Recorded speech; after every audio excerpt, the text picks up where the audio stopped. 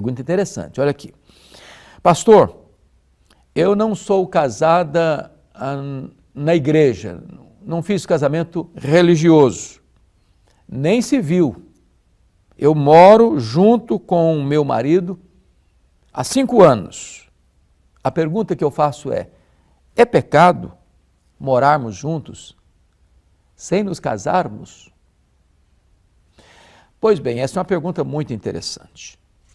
A sociedade contemporânea já legitima, já acha tranquilo, certo, 2 pessoas morarem juntas e sem o casamento, seja ele o casamento civil, que é o verdadeiro casamento, seja ele sem uma bênção religiosa na igreja, como se isso fosse absolutamente normal, natural.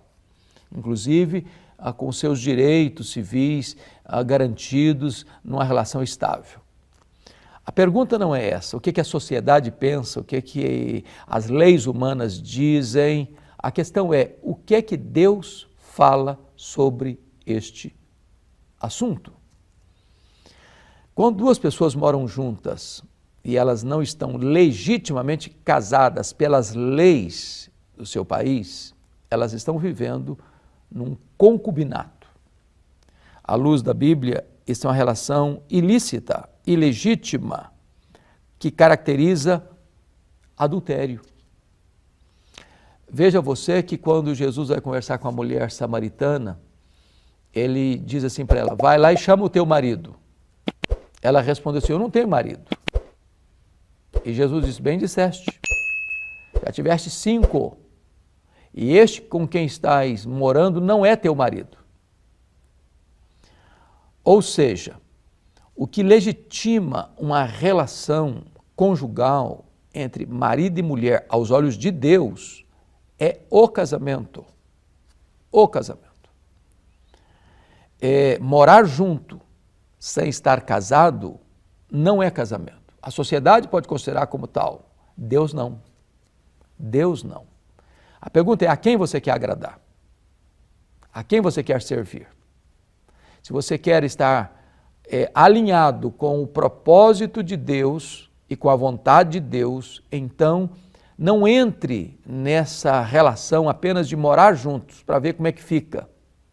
Casamento não é contrato de risco. Casamento é uma aliança. Uma aliança na presença de Deus, para a glória de Deus, para constituir uma família para a glória de Deus, tendo Deus como testemunha desta aliança. Testemunha desta aliança. É por isso que o casamento ele tem 4 colunas muito importantes. Primeiro, o casamento é heterossexual. Por isso deixa o homem, seu pai, sua mãe e se una à sua mulher. É o que Deus instituiu. Segundo, o casamento é monogâmico. É um homem e uma mulher. Não é um homem e várias mulheres e não é uma mulher com vários homens. Portanto, tanto a poliandria quanto a poliginia estão fora do projeto de Deus. Terceiro, o casamento é monossomático, os 2 se tornam uma só carne, de tal maneira que relação sexual antes do casamento é fornicação.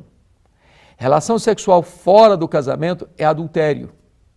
Mas a relação sexual no casamento é ordenança divina. 4º pilar, o casamento é indissolúvel. O que Deus uniu, disse Jesus, não o separe o homem. Em outras palavras, nenhum ser humano tem competência para desfazer o que Deus fez. Quando um homem e uma mulher se unem em casamento, Deus ratifica aquela aliança. Portanto, só 2 cláusulas podem permitir um divórcio e um novo casamento. Infidelidade conjugal, que é Mateus 19, versículo 9, ou, em segundo lugar, abandono irremediável, 1 Coríntios 7, versículo 15. Se você está apenas morando junto, aconselho você então a conversar com seu parceiro e acertarem essa situação diante de Deus e diante dos homens. Você vai ser certamente muito feliz com essa decisão.